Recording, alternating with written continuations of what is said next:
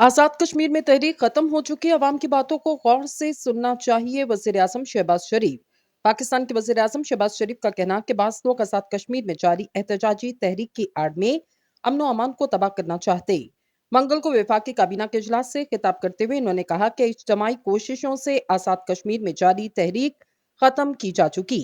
मैं कश्मीरी बहन भाइयों से मिलने जल्द मुजफ्फराबाद जाऊंगा और वहां जाकर मामलात को करीब से समझने की कोशिश करूंगा।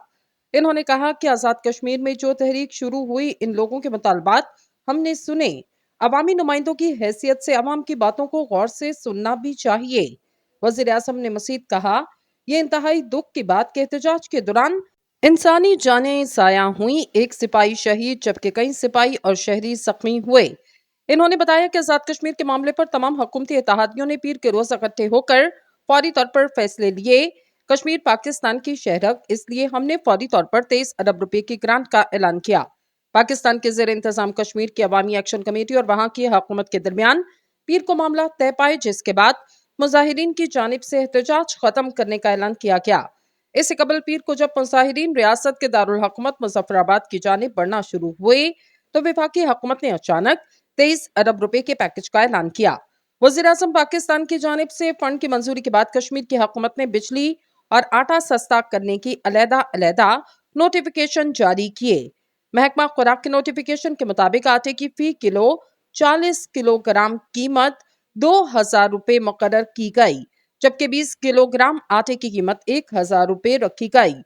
इसके साथ ही आजाद कश्मीर हुकूमत ने मुजाहिरीन के मुतालबे पर बिजली के निर्खों में कमी की। महकमा बिजली और आबी वसाइल ने भी बिजली की कीमतों में कमी का नोटिफिकेशन जारी किया।